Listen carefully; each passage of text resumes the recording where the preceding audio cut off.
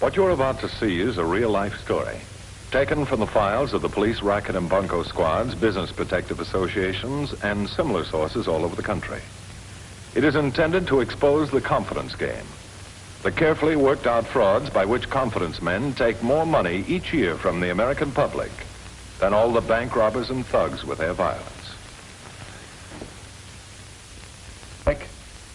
Captain Braddock, ready. The case I'm going to tell you about tonight is one of the most vicious in the long history of fraud, for it has as its victims our men in uniform. It begins on a troop transport bringing home for furlough and discharge veterans who have served their nation on far-flung battlefields. Our story deals with one of these men, Chuck Martin, whose ordeal under fire will soon be overshadowed by a personal crisis which may accomplish what enemy bullets failed to do, destroy him. Did you hear that, Chuck? He's never been to school, and he's saying already things like... Yeah, I heard. When's the last time you saw him? You're kidding. I ain't never seen him in my life, except in pictures. Look at him. It's me all over, ain't he? Same eyes. Same ears. Not as much hair, though. How do you like that? He ain't a year old yet, and little Irving should have as much hair as his old man. Kinda young to have lost it already, ain't he? Lost it, he says. He ain't even had time to grow it yet. What makes you guys so ignorant? Ain't you ever had no baby? Well, not exactly, but... Take a look at this. Doesn't do her justice. Yeah, I see what you mean. Yeah. There ought to be one in every home. Take a gander, Tex. His, baby, he says. Yeah. Plumb foolish to leave a filly like that behind. Unless she was roped and tied. She was. We were married the day before I shipped out. Hey, I know a guy once got hitched in a hurry, and he's still regretting it. Well, if it didn't take, I suppose he's better off. Yeah, he got taken, but plenty. Yeah, I reckon she married him for his money. GI money. You think she didn't? He was worth more to her dead than alive. You know what I mean? Yeah, some guys are awful saps. Dame ever did that to me. She wouldn't have a chance to do anything to anybody again. Yeah, a fella can't be too careful. Looking for somebody in particular? Yeah, the lady in 3A. Martin, Mrs. Chuck Martin. Nobody by that name in this building. Well, this is 342 Franklin, isn't it? Yeah, that's right. Well, this must be the right place. Here's the return address. Party in 3A's name Kellogg. Grace Kellogg. Here's a picture of Mrs. Martin. Recognize her? Can't say I do. Something familiar about her. Seems to me I remember a girl like her a while back. Never lived here. Visited sometimes. Ever hear of Karen Spencer? That was her name before we were married. Don't ring no bell. You say she used to visit here. Who? Well, that's the funny part of it. This Kellogg girl moved in here last February. Before that, it was Johnson. Linda Johnson. That's the one the girl in the picture used to visit with. After the Johnson girl moved, never seen either one of them again. No forwarding address? Don't seem to bother around here. Well, sorry I can't help you none.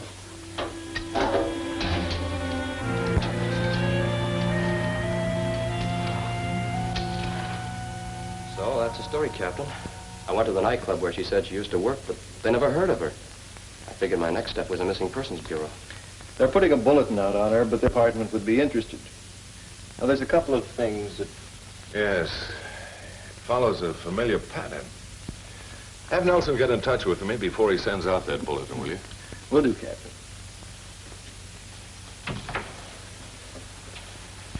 Now, can you give us any other facts about Mrs. Martin? I guess there isn't too much to say. 3 days isn't very long to get to know somebody. No, it isn't. And frequently in cases like this, well, somebody gets hurt. I know. The guy on the boat was saying something about that. Tell me, how long were you overseas? Oh, About 18 months. Pretty rough at times? If it wasn't for the letters, you'd brush the whole thing off, but the letters keep you going. You get to know one another in those letters. You make plans for the life you're going to have when you get back home. And when you do get home, everything's gone haywire. You begin to wonder sometimes if you're okay. Up there, you know? I understand. I know what it must mean to you. Now, did she write to you regularly? Never missed a mail call. Kept on working, too. I wanted her to quit, but she said that way she could save the money I sent her each month. Government allotment? Yeah. I've been thinking a lot about what that guy on the boat said. I've got to know what's happened. Why they say she never lived at that address she gave me. I got a lot of answers coming. How long is it going to take me to get them? Well, it's hard to say. But our best bet is to follow regular police procedure and check all the angles. That's what I was afraid of. Well, I'm not going to sit around waiting. You do it your way and I'll do it mine. And when I find her, she better have all the answers. I hope you do find her. But don't do anything you'll feel sorry for. Don't let your personal feelings run away and place you in a situation that you'll regret later on. Now, can I have your word on that? I won't do anything that any guy in my spot wouldn't do. No harm in that, is there? Guy trying to find his wife? Well, of course not. It's just... Well, remember what I said. Let me know what you turn up. I'll be at the Central Hotel. I'll call you as soon as we have anything definite. Thanks a lot.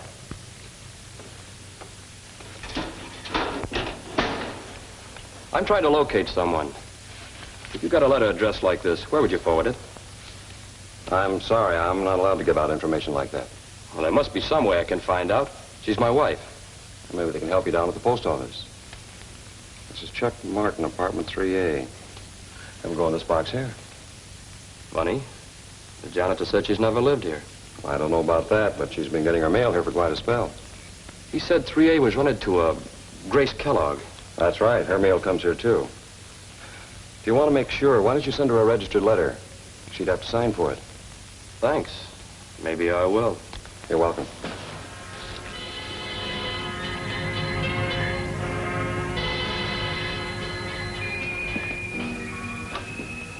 Yes? Registered letter from Mrs. Chuck Martin. Oh, thanks. I'll be right down.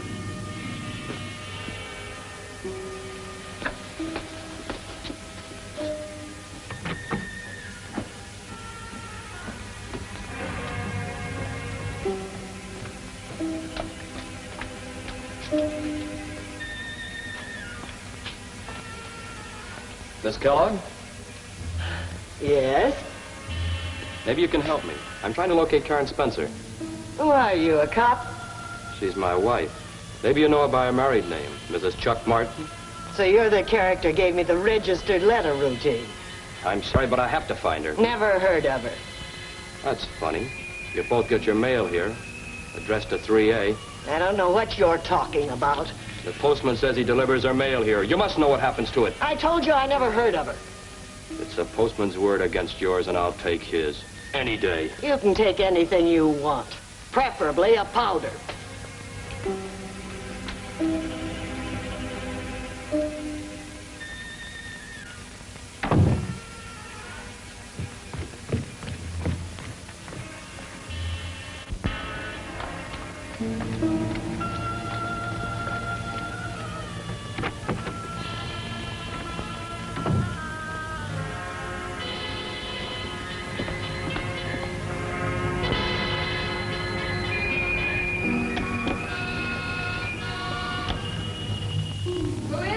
It's Grace, Karen. Hurry.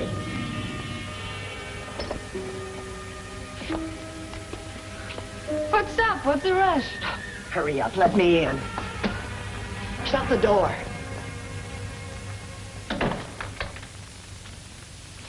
You've got trouble, honey. One of the chumps showed up. One of your chumps. I don't get it. None of them's due back yet. This one's right here in town looking for his little bride. How many have you got now that you can't remember any better than this? Skip it. Which one showed up? Where'd you see him? At my place, where the poor sap sent his love letters. Addressed to Mrs. Chuck Martin, remember? You didn't tip him off about this. Are you crazy? Just the same, you better lay low for a while. I've got to get back now. And another thing, you better ditch his checks. Quit cashing them. So long now, I'll phone you later from Betty's.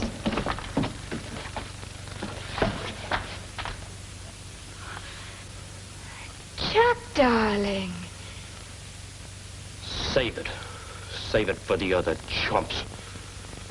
Chumps? I don't know what you're talking about, honey. Come on in, darling. Didn't you get my letter about moving? Guess maybe it arrived after you left. You should have told me. Save it, I said. Guy can hear a lot through that door. Maybe you heard too much. How much did you hear, darling? Enough to tell me what a sucker I was. Like the other guys who signed over their pay. So you could have this. You like it? You're the first one of them who's ever seen it. Gary, look out! Grace, help me! Grace! Shut up! Stay where you are. This thing's liable to go off.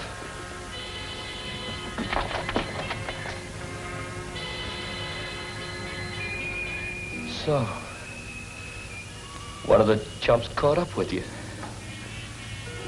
How many other guys did you double-cross?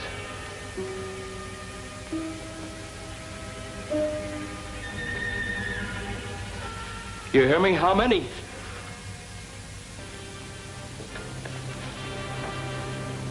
Nine. 9 guys you hope would never come back.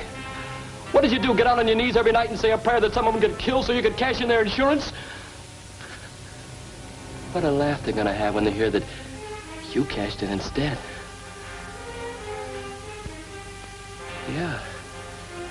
They gotta hear about this, and you're gonna tell them. Tell them what a break they're getting with you dead. What a funeral you're gonna have, baby. Flowers from 9 husbands.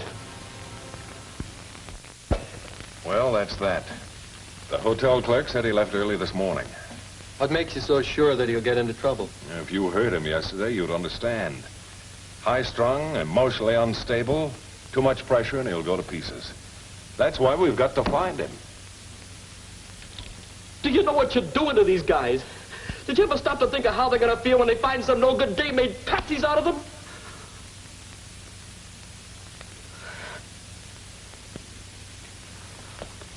A guy puts a lot of things in the letters he writes when he's alone someplace.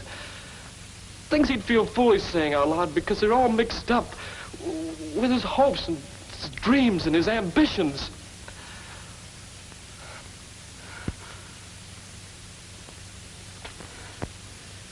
Guess any one of them would like to trade places with me now.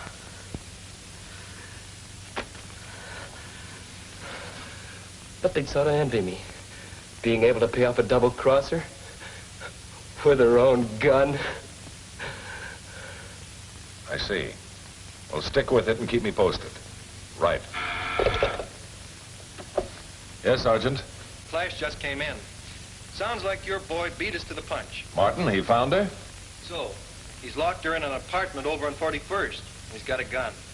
Tell him to hold a squad car for me. I'll be right down.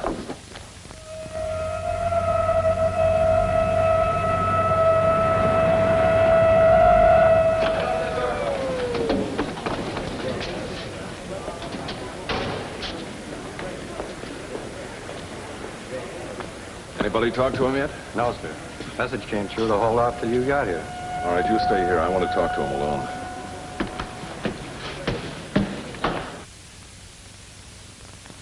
I bet you never thought you'd be glad to hear the cops outside your house. Now, it isn't going to do you any good. Get over to that door.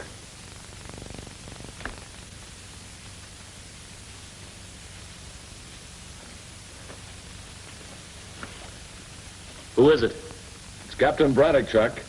May I come in? I want to talk to you. Not a chance. I found what I was after, and I'm going to settle things my own way. Think of what you're doing. I have. My mind's made up. I could break this door down and come in after you. You'd only be hurrying things along if you did. Chuck! Get me out of here! Get me out of here! He's going to kill me! Get me out of here! Get away from here. Chuck! Let me alone. Listen to me. Is there a phone in there? Phone?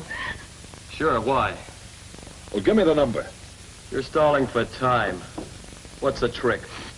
Well, I give you my word, Chuck. No tricks. I'm asking for 1 hour, then I'll phone you. How many of those letters are finished? 3. Okay, Braddock, 1 hour. Give him the number. Diapers. 35641. Got that, Braddock? Right. I'll call you as soon as I can. I don't know what for, but remember, no funny business. I gave you my word, Chuck. Well, I'm leaving now. Start moving. Got 1 hour to finish those letters. And make them good. Tell them what a no-good dame you are.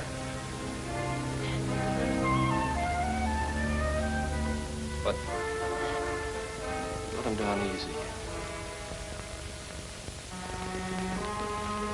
Tell them you're sorry, so they won't cry too much when they hear what happens to you.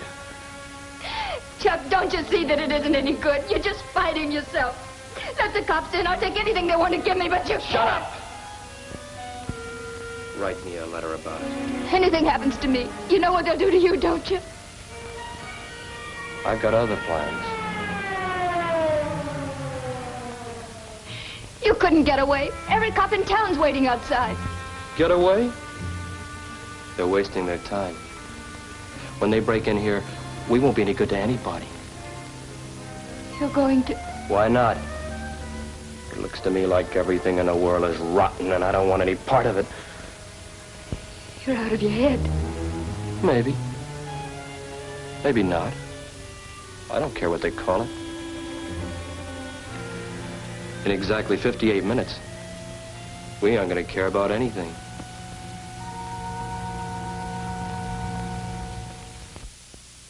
I can't give you any assurance it'll work, George. It's a long gamble, but with 2 lives at stake, we'll try anything.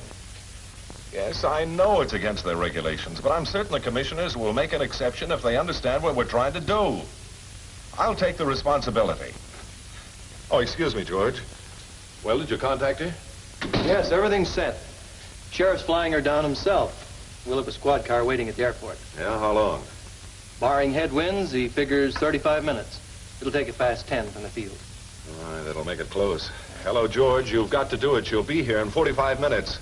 Yes. That'll make it 8:10. Right. Have everything set up, and I'll keep you posted. Well, you'll do it. Keep your fingers crossed. I have had them crossed ever since we came back. How many's that? 8. Time's about up. You're just going to make it. It must be hard trying to put your heart into something and finding you haven't got one.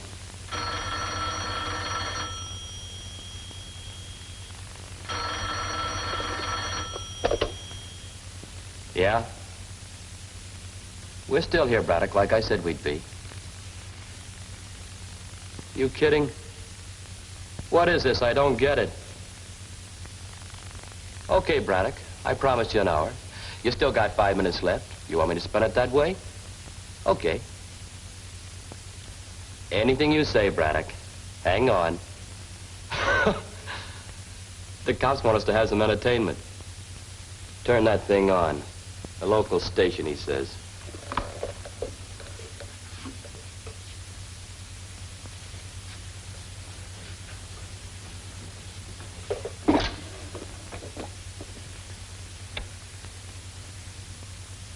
Okay, Braddock, it's turned on.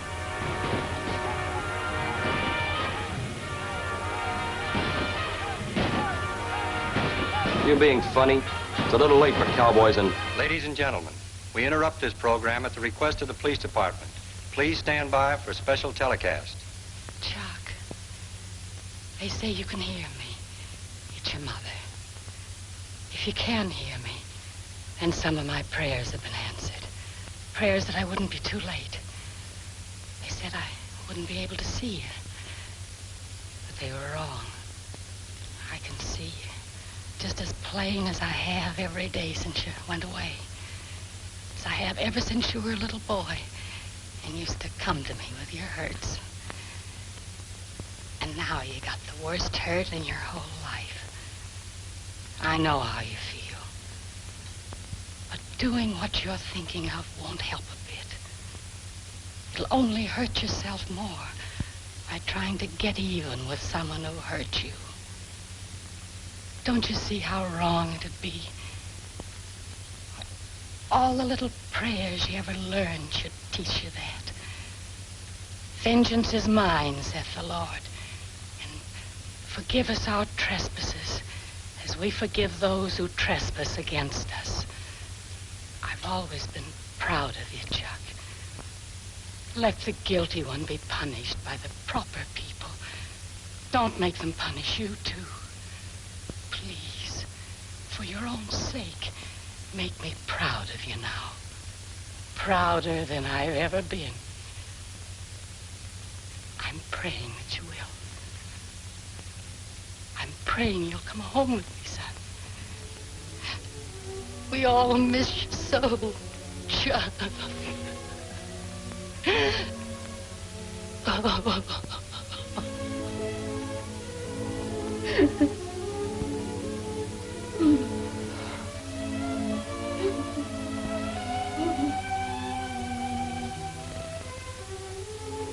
Braddock, you're still there. Tell your men they can come in.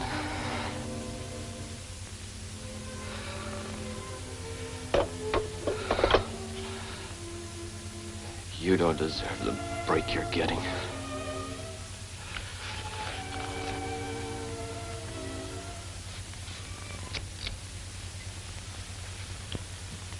You didn't think you'd give me a break like this, did you?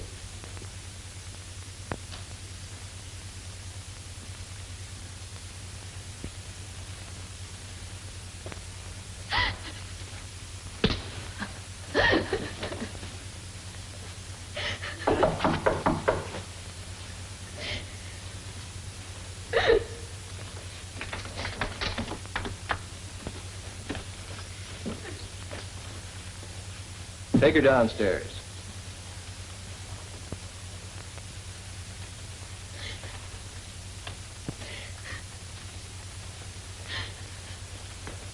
The case of Chuck Martin and his wife of many aliases serves as a reminder that confidence men and women are constantly on the prowl, seeking out the innocent and the gullible in their search for the easy dollar. Karen will have plenty of time to think about the 9 men she bigamously married, one of whom became a battle casualty. She had hoped to get $10,000. Instead, she got 20 years in the penitentiary. The scars she left on Chuck Martin have disappeared, just as evil usually disappears when you turn a light on it. Once again, the powerful spotlight of television has exposed another of the many swindles which cost you, the public, millions of dollars a year. Remember, it could happen to you. I'm closing this case now, or rather the courts will, but there'll be others, because that's the way the world is built. Remember, there are people who can slap you on the back with one hand and pick your pocket with the other. And it could happen to you.